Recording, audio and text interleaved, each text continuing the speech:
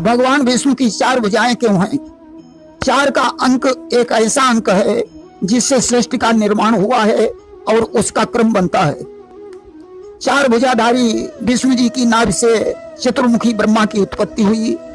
ब्रह्मा के हाथों में 4 वेद, चारों दिशाओं में उनके चारों मुख, 4 आकर में ब्रह्मा जी ने सृष्टि की रचना की। 4 अवस्थाएं बनाई, समय को 4 युगों में बांटा, 4 मानस पुत्रों को उत्पन्न किया। चारों मानस पुत्र चारों धामों में भक्ति करने गए। फिर ब्रह्मा जी ने 4 वर्ण बनाए, जिनमें 4 आश्रम बनाए। विष्णु भक्त 4 श्रेणियों में बट गए। विष्णु के हाथों में 4 आयुध हैं, वे भक्तों को 4 पदार्थ देते हैं। नंदी की स्थापना गर्भगृह के बाहर क्यों होती है? नंदी एक पशु हैं। पाशविक वृत्तियों का त्याग करने के बाद ही भक्त को भगवान के दर्शन होते हैं। वैसे नंदी शिव के वाहन हैं, उनकी दृष्टि शिव पर टिकी है। नंदी पुरुष का प्रतीक हैं, उनके सींग विवेक और वैराग्य हैं। दाहिने हाथ की तर्जनी और अंगूठे से नंदी के सींगों को छूकर शिव का दर्शन करने से भक्त में घमंड का नाश हो जाता है। क्या अंडा शाकाहारी है? अंडा भ्रूण है। भ्रूण का भोजन करना महापाप है। अपने घर को घर कहना क्यों उचित नहीं है? जिस भवन में मनुष्य रहता है, एक दिन उसे छोड़कर चला जाता है और उस घर में दूसरा रहने लगता है। इसलिए घर को घर नहीं, सराय कहना चाहिए। जमाई लेते समय मुंह पर हथेली क्यों रख लेते हैं? क्योंकि तेज वायु के साथ मक्खी, मच्छर आदि कीटाणु मुंह में जाकर पेट में पहुंच सकता है। क्या कुत्ते की जीभ में अमृत होता है? कुत्ता अपने घाव को जीभ से चाट चाट कर ठीक कर लेता है। इसलिए कहा जाता है कि कुत्ते की जीभ में अमृत होता है। हिंदू धर्म में अंतरजातीय विवाह की आज्ञा क्यों नहीं है? क्योंकि वर्ण संकर संतान कुल का नाश करने वाली और नरक में ले जाने वाली होती है। उसके तर्पण और पिंडदान से पितरों को मुक्ति नहीं मिलती।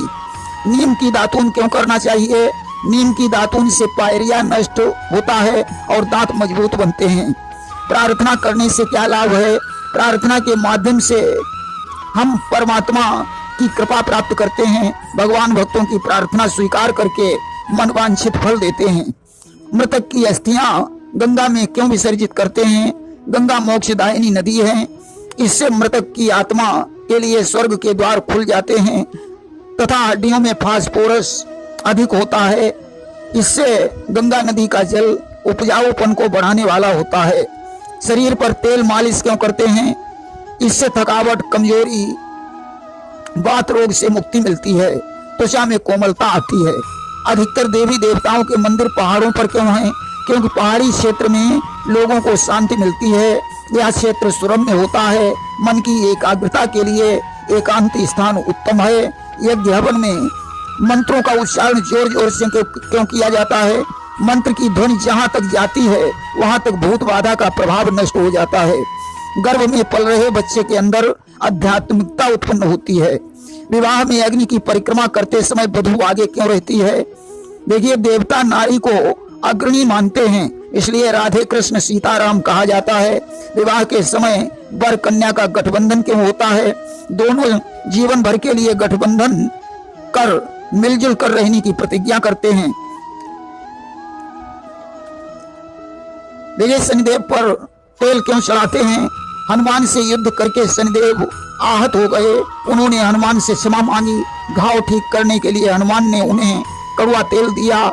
उसी दिन से शनिदेव पर तेल चढ़ाया जाने लगा। देवी देवताओं की आरती कपूर से क्यों करते हैं? देखिए, कपूर जलाने से देव दोष और पितृ दोष दूर हो जाते हैं। वातावरण शुद्ध होता है। जीवाणुओं और विषाणुओं को नष्ट करने की कपूर में क्षमता होती है। मृतक के मुख पर चंदन की लकड़ी क्यों जलाते हैं? चंदन की लकड़ी मुख पर जलाने से मृतक को स्वर्ग में चंदन की शीतलता प्राप्त होती है। शरीर के जलने की दुर्गंध नष्ट हो जाती है।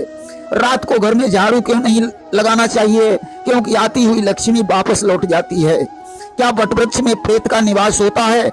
वटवृक्ष की लकड़ी का प्रयोग फर्नीचर में, खाना बनाने में, चिता जलाने में नहीं होता है। इसकी लकड़ी जलाने से दुर्गंध उत्पन्न होती है, इसीलिए इसे प्रेत का निवास माना जाता है। परंतु वट सावित्री के व्रत में इसकी ब्रह्मा के रूप में पूजा होती है। लोग रुद्राक्ष की माला क्यों पहनते हैं?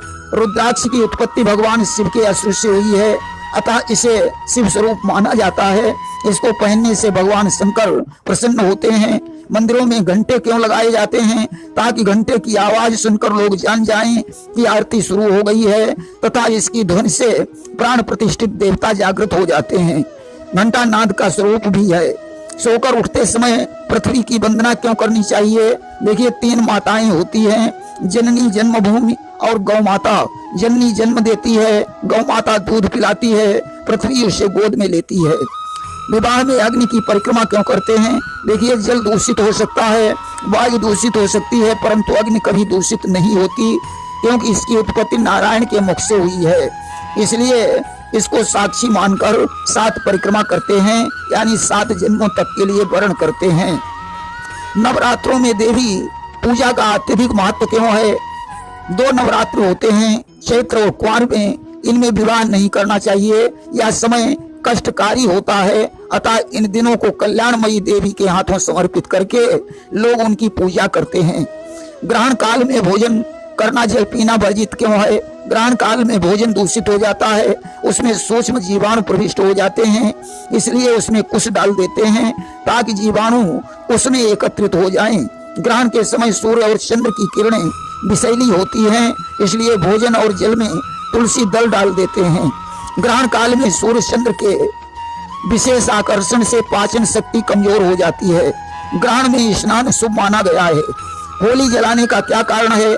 होलिका प्रहलाद की बुआ थी, वह प्रहलाद को जलाना चाहती थी, परंतु स्वयं जल गई। अस्त प्रहलाद के बचने की खुशी में होली जलाते हैं।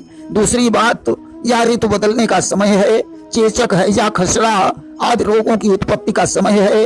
होली जलाने से वायुमंडल में उपस्थित कीटाणु जलकर भस्म हो जाते हैं। होली की परिक्रमा लगाने से 140 फारेनहाइट गर्मी शरीर में प्रविष्ट हो जाती है, जो जीवाणुओं के आक्रमण को रोक लेती है। रंगों का हमारे जीवन में बहुत महत्व है, इसलिए दूसरे दिन रंग खेलते हैं। होली का त्योहार फागुन पूर्णिमा को मनाते हैं। जौ की बालियां भूनकर अग्नि में आहूत देते हैं, यानी देवताओं को चढ़ाते हैं। इसके बाद नया अन्न काटकर घर ले जाते हैं। भैंसे को अशुभ क्यों मानते हैं? क्योंकि भैंसा यमराज का वाहन है, या प्रेत स्वरूप है। शिवलिंग की पूजा क्यों करते हैं? शिवलिंग शून्य है, निराकार है, शिव का स्वरूप है। जैसे किसी अंक के दाहिने शून्य होने पर उसका महत्व 10 गुना हो जाता है, ऐसे ही शिवलिंग की पूजा से मनुष्य को सुख, समृद्धि, मान सम्मान प्राप्त होता है। जनेऊ दाहिने कान पर क्यों चढ़ाते हैं? देखिए, जनेऊ दाहिने कान पर चढ़ाने से लोहितिका नाड़ी पर दबाव पड़ता है, इसके दबाव से मलमूत्र सरलता से निकल जाता है। कान की नसों का संबंध शरीर के सभी अवयवों से होता है। कर्ण छेदन क्यों होता है? कान के छिद्र पुरुषों की काम वासना का उद्दीपन करते हैं।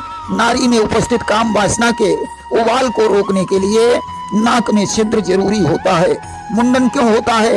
यदि गर्भ के बाल न छीले जाएं तो युवा होने पर बालक चिड़चिड़ा और अक्खड़ हो जाता है, उसकी बुद्धि मंद हो जाती है। ओम का उच्चारण पहले क्यों होता है? ओम प्रणव है, इसमें ब्रह्मा विष्णु महेश तीनों का वास है। मंत्रों के अशुद्ध उच्चारण करने पर जो दोष लगता है वह हरि ओम कहने से नष्ट हो जाता है। ओम एक सनातन परंपरा भी है। दीपावली के दिन लक्ष्मी का पूजन क्यों होता है? लक्ष्मी जी समस्त देवी देवताओं के साथ राजा बल के यहाँ बंधक थी, तब भगवान विष्णु ने उन्हें देवताओं के सहित दीपावली के दिन कैद से मुक्त कराया था। मुक्त होकर वे देवताओं के सहित क्षीर सागर में चली गईं। दीपावली के दिन हम उनकी पूजा करते हैं कि वे समस्त देवताओं के साथ मेरे घर पधारें। रावण ने सीता को अशोक वाटिका में क्यों रखा? देखिए, रावण ने विजय अभियान में अनेकों सुंदरियों का हरण किया और पुष्पक विमान में बैठाकर लंका ले जा रहा था। उनका विलाप सुनकर एक ऋषि पत्नी ने श्राप दे दिया कि पर स्त्री का हरण ही तेरी मृत्यु का कारण बनेगा। इसीलिए रावण सीता को लंका में नहीं ले गया। कुंभ क्यों पड़ता है? कुंभ के 4 स्थल हैं, हरिद्वार, प्रयाग, उज्जैन और नासिक। पौराणिक कथा के अनुसार अमृत कलश पर जब देवता और दैत्य छीना झपटी करने लगे तो उसकी कुछ बूंदें जहां जहां गिरी वहां कुंभ प्रकट हो गए। आचमन क्यों करते हैं? मुख शोधन के लिए आचमन जरूरी है। 3 बार आचमन करने पर त्रिविध पाप नष्ट हो जाते हैं। मंत्रों की त्रुटि का दोष भी नहीं लगता। प्रेम से बोलिए वृंदावन बिहारी लाल की जय।